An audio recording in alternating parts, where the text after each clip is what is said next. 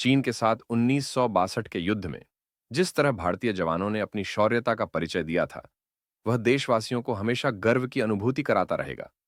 आज हम एक ऐसे जांबाज भारतीय सैनिक जसवंत सिंह रावत की कहानी बताने जा रहे हैं, जिस महावीर योद्धा ने 72 घंटे भूखा प्यासा रहकर न केवल चीनी सैनिकों को रोके रखा, बल्कि दुश्मन के 300 सैनिकों को अकेले मार गिराया था।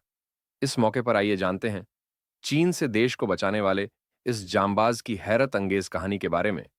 हिंदुस्तानी फौज का यह राइफलमैन आज भी सरहद पर तैनात है। उनके नाम के आगे कभी स्वर्गीय नहीं लिखा जाता है।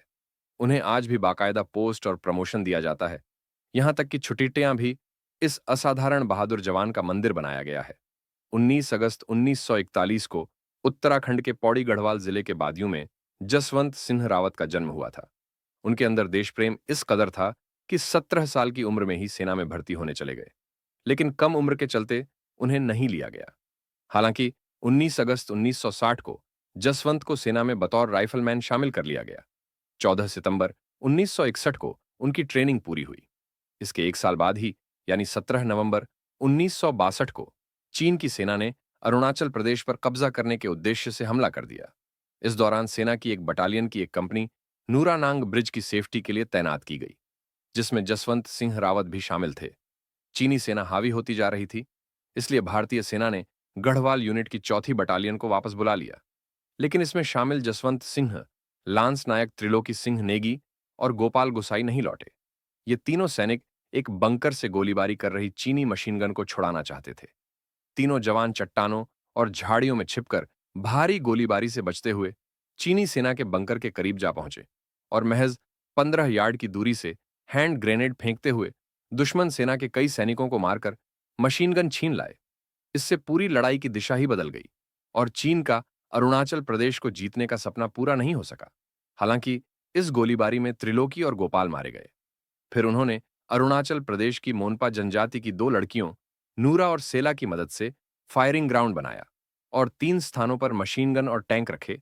उन्होंने ऐसा चीनी सैनिकों को भ्रम में रखने के लिए किया, ताकि चीनी सैनिक यह समझते रहे कि भारतीय सेना बड़ी संख्या में है और तीनों स्थान से हमला कर रही है। नूरा और सेला के साथ साथ जसवंत सिंह तीनों जगह पर जा जाकर हमला करते रहे। इस तरह वे 72 घंटे यानी 3 दिनों तक चीनी सैनिकों को चकमा देने में कामयाब रहे। बाद में दुर्भाग्य से उनको राशन की आपूर्ति करने वाले शख्स को चीनी सैनिकों ने पकड़ लिया। उसने चीनियों को जसवंत सिंह रावत के बारे में सारी बातें बता दी, जिसके बाद चीनी सैनिकों ने 17 नवंबर 1962 को चारों तरफ से जसवंत सिंह को घेर लिया। हमले में सेला मारी गई, जबकि नूरा को चीनी सैनिकों ने जिंदा पकड़ लिया।